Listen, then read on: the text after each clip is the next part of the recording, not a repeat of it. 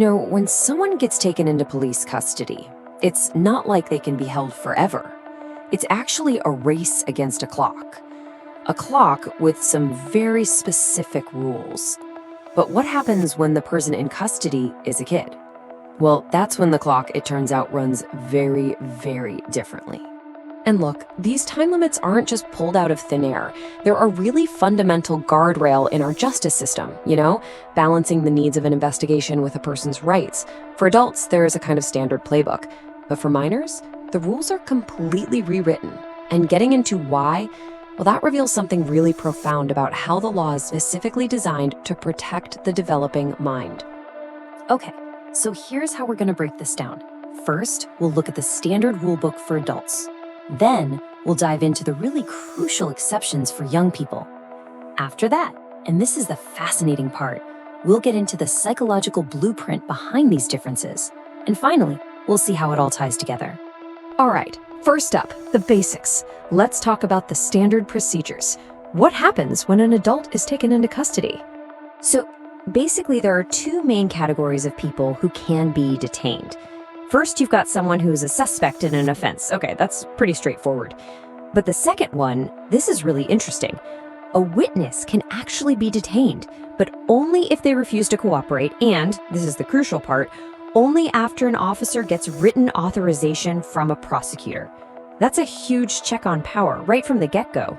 So how long does this clock actually run for? Well, the standard maximum time for police custody is 48 hours. That's 2 full days. And that's our baseline. And the process is super precise. As soon as the detention happens, officers have to report it to the royal prosecutor immediately. And get this, the 48-hour clock doesn't start the second someone's arrested on the street. Nope, it starts from the moment they arrive at the police station. And believe me, every single minute is accounted for. Okay, but can that 48-hour clock be extended?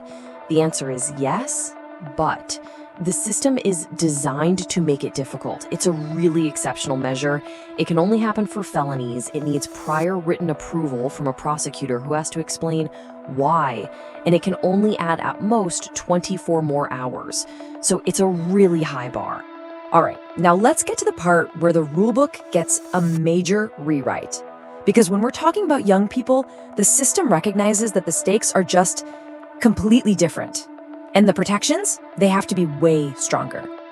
So here's the absolute crucial point. That 24-hour extension we just talked about, from minors, it is completely off the table. Gone. Extensions are never permitted, no matter what the circumstances are. It's an absolute line in the sand. And you can see just how specific these protections get.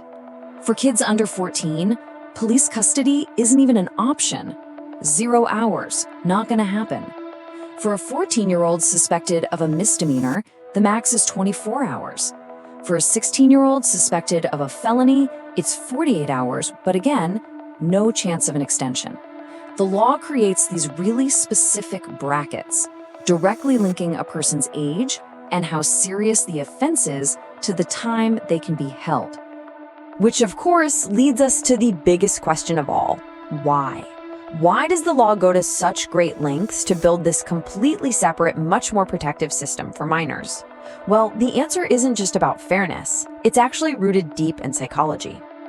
Yeah, these legal differences, they're not just random. They're based on a really deep understanding of the developing human mind. This right here, this is the key to everything. The idea that children and adolescents are not just small adults. Their brains are literally wired differently.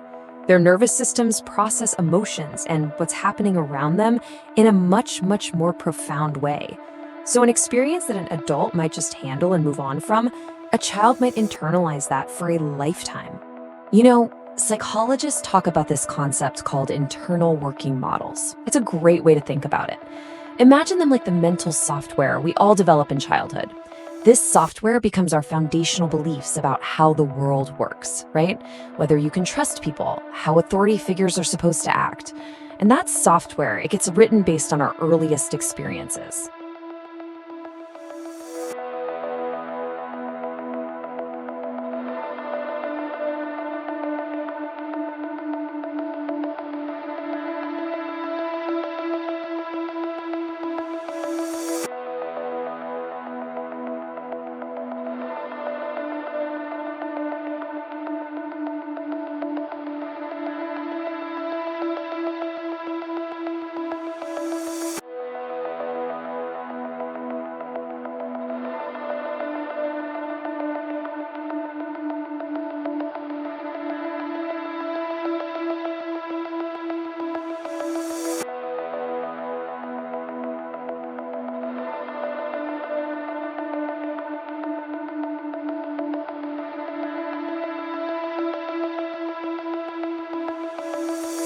And that is why a negative early encounter with the justice system can be so incredibly damaging. It's not just about creating a bad memory. It can fundamentally alter that mental software we were just talking about.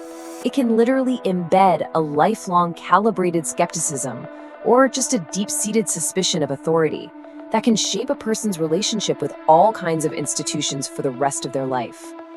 I mean, the stress of being in custody, especially for a very young kid without any support, can be so overwhelming, it can actually lead to a condition called alexia. It's this inability to process or even identify your own emotional state. It's like a psychological short circuit. And that risk is precisely why the law is so absolute about keeping children under 14 out of custody, period. So if the main goal is to protect a developing mind, how do the rules themselves act as psychological guardrails? Because it's not just about the time limits, it's about the entire process. Think about it. When we feel like we're in a situation where there are no clear rules or no end in sight, we experience something called abstract anxiety. It's that awful feeling of dread you get when you just have no idea what's going to happen next. Well, clear time limits, they're a direct antidote to that. They give you a predictable, understandable framework. And this comparison really illustrates the role of oversight perfectly. On one side, you have unchecked power, which leads to arbitrary decisions, that abstract anxiety, and ultimately distrust. But on the other side, you have authorized oversight, and that brings predictability, a sense of fairness, and trust. That's why having a prosecutor give written authorization is so much more than just a piece of paperwork. It's a trust-building mechanism. So let's pull all of this together into one single, powerful idea. We've looked at the legal rules, right? And we've explored the psychological principles behind them. The thing is, they aren't two separate things. They're actually deeply, deeply intertwined. And here's the bottom line. These legal rules, they act as psychological shields. Their whole purpose, especially when it comes to minors, is to prevent those long-term psychological fingerprints that a really overwhelming or neglectful encounter with institutional power can leave on a person for life. So what are the big takeaways here? Let's do a quick recap. First, strict custody time limits are a universal safeguard for everyone. Second, minors get way more protections, like shorter timeframes and that absolute ban on extensions. Third, these rules aren't just random. They're grounded in the psychology of protecting developing minds. And finally, all those procedures, like getting a prosecutor's okay, are absolutely vital for building institutional trust. And all this leaves us with one final thought to chew on.